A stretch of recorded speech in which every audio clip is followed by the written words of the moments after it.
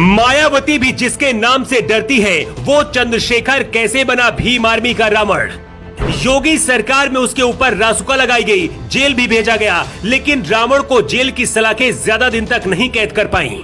जिस तरह से मायावती को कुछ दलित अपनी देवी समझते हैं, उसी तरह से रावण को कुछ लोग अपना मसीहा मानते हैं। जिस गांव में रावण पैदा हुए, उसी गांव के करीब ही उन पर गोली चलाई गई है। कांग्रेस से लेकर सपा जैसी बड़ी पार्टियां भी रावण का साथ लेना चाहती हैं, लेकिन एक गरीब घर में पैदा हुआ चंद्रशेखर नाम का लड़का भीम आर्मी का रावण कैसे बना, सबसे पहले इसकी पूरी कहानी आपको बताते हैं। साल 2017 में जब योगी आदित्यनाथ यूपी के पहली बार मुख्यमंत्री बने, उसके कुछ महीने बाद ही सहारनपुर के शब्बीरपुर गांव में दलित और सवर्णों के बीच हिंसा हुई थी। इस हिंसा के दौरान एक संगठन उभर कर सामने आया, जिसका नाम था भीम आर्मी, और इस संगठन के संस्थापक और अध्यक्ष हैं चंद्रशेखर। पेशे से वकील चंद्रशेखर के परिवार में 2 बहनें हैं और 2 भाई। शब्बीरपुर गांव में हुई हिंसा के बाद चंद्रशेखर आजाद ने 9 मई 2017 को सहारनपुर के रामनगर में महापंचायत बुलाई। योगी सरकार में इस महापंचायत के लिए पुलिस ने अनुमति नहीं दी, लेकिन सोशल मीडिया के जरिए महापंचायत की सूचना भेजी गई, जिसके बाद सैकड़ों की संख्या में लोग इसमें शामिल होने के लिए पहुंचे। उस दौरान योगी आदित्यनाथ नए नए मुख्यमंत्री बने थे, अनुभव भी कम था, लेकिन भीम आर्मी को रोकने के लिए यूपी पुलिस मैदान में कूद पड़ी। पुलिस और भीम आर्मी के समर्थकों के बीच संघर्ष हुआ और इसके बाद चंद्रशेखर के खिलाफ मामला दर्ज कर उन्हें गिरफ्तार कर लिया गया। चंद्रशेखर पर रासुका लगाकर जेल में भी बंद किया गया और करीब 15 महीने तक चंद्रशेखर जेल की सलाखों में बंद रहे। लेकिन कुछ महीने बाद ही योगी सरकार को उन्हें बाहर निकालना पड़ा। इस घटना के बाद ही चंद्रशेखर का कद बहुत तेजी से बढ़ गया।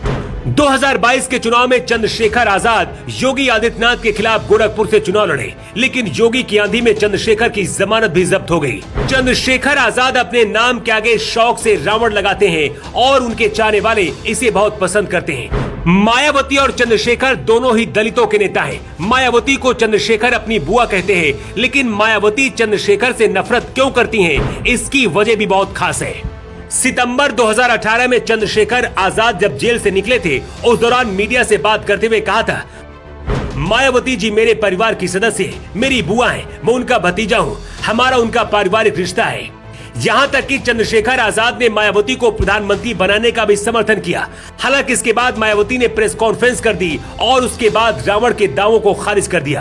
तब मायावती ने कहा था कि कुछ लोग राजनीतिक स्वार्थ के कारण मेरे साथ कभी भाई बहन तो कभी बुआ भतीजे का रिश्ता बना रहे हैं। मायावती ने कहा था कि जातीय उत्पीड़न कांड में रिहा किया गया व्यक्ति भी मुझे अपनी बुआ बता रहा है, मेरा ऐसे लोगों से कोई रिश्ता नहीं है।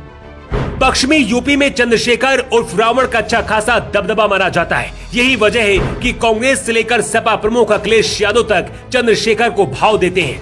रावण कई बार मायावती से मिलकर बीएसपी से जुड़ने की कोशिश कर चुके हैं, लेकिन मायावती ने उन्हें भाव नहीं दिया। राजनीतिक जानकार ऐसा भी कहते हैं कि मायावती को डर है कि चंद्रशेखर का राजनीतिक कद बढ़ने की वजह से बसपा को नुकसान होगा। अगर यूपी का दलित चंद्रशेखर के साथ जुड़ गया तो मायावती की राजनीति खत्म हो जाएगी। भीम आर्मी दलित युवकों का एक पसंदीदा संगठन माना जाता है। सोशल मीडिया पर भी इस संगठन से लाखों लोग जुड़े हुए हैं। खास बात यह है कि संगठन में दलित युवकों के साथ साथ पंजाब हरियाणा के सिख युवा भी जुड़े हैं। सहारनपुर, शामली, मुजफ्फरनगर समेत पश्चिमी यूपी में ये संगठन अपनी खास पहचान बनाए हुए है। पिछले कुछ सालों से आपने देखा होगा कि यूपी से बाहर निकलकर दूसरे राज्यों में दलितों पर हुए अत्याचार पर रावण अपनी आवाज उठाते रहे हैं। चंद्रशेखर आजाद पर सहारनपुर के देवबंद में जानलेवा हमला हुआ है। दिल्ली से अपने घर छुटमलपुर कस्बे जाते समय उन पर 4 राउंड फायरिंग हुई। इस हमले में चंद्रशेखर आजाद बाल बाल बच गए। अखिलेश यादव से लेकर बीजेपी विरोधी दल इस हमले के बाद योगी सरकार को घेर रहे हैं। वैसे चंद्रशेखर रावण पर जिस तरह से जानलेवा हमला किया गया, उसे लेकर आप ही क्या राय है, कमेंट बॉक्स पर लिखकर जरूर बताएं। इसके साथ ही ये भी बताएं कि चंद्रशेखर आजाद उर्फ रावण की राजनीति को लेकर आप क्या सोचते हैं। द राष्ट्रहित के लिए ब्यूरो रिपोर्ट।